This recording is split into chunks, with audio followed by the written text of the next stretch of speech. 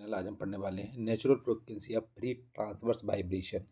इसमें हम पढ़ेंगे ट्रांसवर्स वाइब्रेशन क्या होता है और उसकी नेचुरल फ्रीक्वेंसी कैसे निकालते हैं। आप जैसे कि डायग्राम देख रहे होंगे, ये डायग्राम है जिसमें कि एक साइड ये फिक्स है, यहाँ पर कैंटिलीवर टाइप का है और यहाँ पर एक लोड लगा हुआ है। इस लोड के द्वारा जो इस शाफ्ट में जो भी इसमें वाइब्रेशन होता है उसको ट्रांसवर्स वाइब्रेशन बोलते हैं। इसमें डिस्प्लेसमेंट होता है अप एंड डाउन में। अप एंड डाउन जब डिस्प्लेसमेंट होता है तो यहाँ पर एक वाइब्रेशन जनरेट होता है। इस वाइब्रेशन को हम ट्रांसवर्स वाइब्रेशन बोलते हैं। तो इसमें हम सीखेंगे कि फ्री ट्रांसवर्स वाइब्रेशन में नेचुरल फ्रिक्वेंसी कैसे निकालते हैं। आप जैसे डायग्राम देख रहे होगे, डायग्राम है, इसमें एक शाफ्ट है और यहाँ पर W लोड लगा हुआ है। इस पर लोड लगने के बाद जब यहाँ पर इस टाइप से इसमें क्या कंडीशन होती है, इस तरीके से ये मेन पोजीशन होती है। इसके बाद ये position after time T time के बाद ये नीचे आएगा, उसके बाद फिर ऊपर जाता है। जब वो नीचे आता है तो नीचे आने में जो फोर्स लगते हैं उसको देखते हैं। इसके बाद जो नीचे आता है फोर्स लगने के बाद ये डेफ्लेक्शन होता है, यहाँ पर डेफ्लेक्शन जो कि डेल से नोट करते हैं। इसके अलावा जब इसको अटैक होता है तो इसमें क्या हो जाता है, इसमें एक्स डिस्प्लेसमेंट होता है। तो यहाँ पर दो फोर्स लगते हैं, नीचे की तरफ लगता है M into D square X upon D T square जो कि मास के साथ में लगता है, और एक लगता है स्टिफनेस के साथ में जो कि वापिस होता है, रिटर्न होता है। तो एस इंटू एक्स के बराबर स्टिफनेस और डिस्प्लेसमेंट के अकॉर्डिंग। तो यहाँ पर ये जो है डब्लू लोड है जो कि शाफ्ट पे लगा हुआ है। इसके बाद यहाँ ये मेन पोजीशन है, इसके बाद position after time T time बाद पोजीशन है। तो यहाँ पर ये डेफ्लेक्शन है और ये डिस्प्लेसमेंट है एक्स। तो यहाँ पर एक होता है M into D square X upon D T square और एक होता है एस इंटू एक्स। इस डायग्राम के बाद इसमें जानते हैं, consider a shaft of negligible mass whose one end is fixed and the other end carries a body of weight W as shown figure। इसमें बताया गया है एक शाफ्ट है जो कि एक साइड और फिक्स है और एक साइड इसमें एम मास का जो वेट लगा करके उसको लगाया गया है।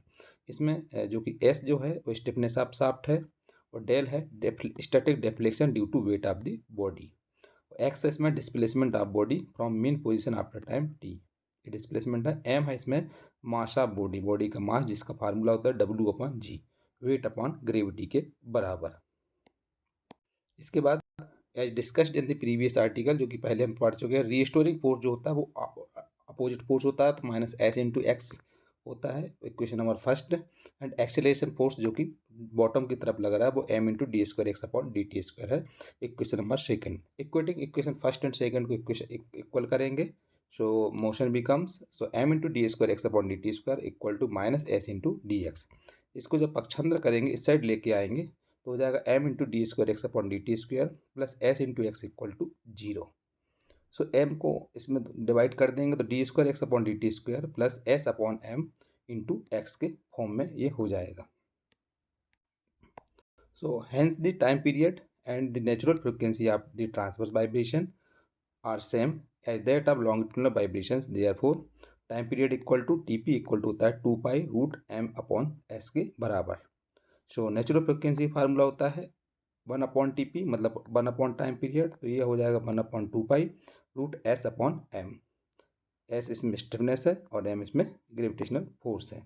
सो इसको हम रूट जी अपॉन डेल के फॉर्म में लिख सकते हैं, 1/2 पाई रूट जी अपॉन डेल।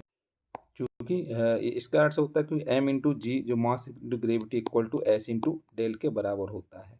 सो एस अपॉन एम अगर करेंगे तो यहाँ पर जी अपॉन डेल हो जाएगा, तो इसके अकॉर्डिंग हम इसमें 1/2 पाई रूट जी अपॉन डेल के फॉर्म में हो जाता है। तो इसे ट्रांसवर्स वाइब्रेशन का नेचुरल फ्रीक्वेंसी निकालने का फार्मूला हो जाता है। एक स्टिफनेस और मास जब दिया हो तो ये फार्मूला लगाना है, और ग्रेविटी और डेफ्लेक्शन दिया हो तो ये लगाना है। सो नेचुरल फ्रीक्वेंसी जब निकालना हो तो 1/2 pi root S upon M या फिर 1/2 पाई रूट जी अपॉन डेल के बराबर रहता है। नेक्स्ट है natural frequency of free transverse vibrations due to point load acting over a simply supported beam.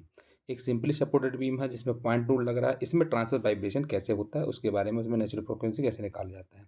सबसे पहले ये बीम देखेंगे, ए पॉइंट है एक बी पॉइंट है, नीचे से ये सपोर्ट लग रहा है मतलब ये सिंपली सपोर्टेड पॉइंट बीम है, क्योंकि लास्ट एंड दोनों एंड पॉइंट पर नीचे से बॉटम साइड से फोर्स लग रहा है। इसके अलावा ऊपर से पॉइंट लोड लग रहा है डब्लू।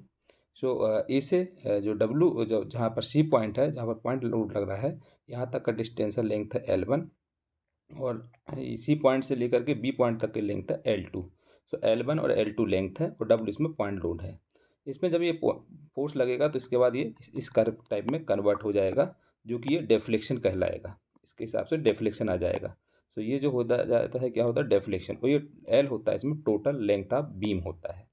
इसमें ये डायग्राम बना हुआ है, ए पॉइंट और बी पॉइंट दोनों साइड, दोनों एंड पॉइंट पे यहाँ पर फोर्स लग रहा है। ये सिंपली सपोर्टेड बीम में होता है। इसके अलावा ऊपर से पॉइंट लोड लग रहा है डब्लू, और इसके अलावा ए से डब्लू तक का जो सी पॉइंट तक का लेंथ है वो L1 है, और सी से बी तक का लेंथ है वो L2 है। और टोटल बीम की लंबाई कितनी है, L के बराबर है। और इसमें जो डेफ्लेक्शन हो रहा है वो डेल हो रहा है। Simply supported beam with a point load. So natural frequency निकालने का फार्मूला होता है, चूँकि आपको मालूम है FN equal to 1/2 pi root ji upon del के बराबर। यही फार्मूला होगा ग्रेविटी अपॉन डेफ्लेक्शन के बराबर। क्योंकि 1/2 पाई रूट जी, जी का मतलब होता है 9.81 होता है मीटर पर सेकंड। सो इसको हम अगर पुटअप कर दें यहाँ पर और इसको सॉल्व करें तो 0.498 पाई अपॉन रूट डेल के बराबर हो जाएगा। सो नेचुरल फ्रिक्वेंसी का फार्मूला हो जाएगा 0.498 pi upon root del hertz, जो कि हर्ट्ज इसकी यूनिट होती है। सो जब transverse vibration on the simply supported beam on the point load, so there are natural frequency का फार्मूला कौन सा हो जाएगा, 1/2 पाई रूट जी upon del 0.498 pi upon root del hertz के बराबर हो जाएगा। इस तरीके से हम इसमें ट्रांसवर्स वाइब्रेशन में नेचुरल फ्रिक्वेंसी को पढ़ते हैं।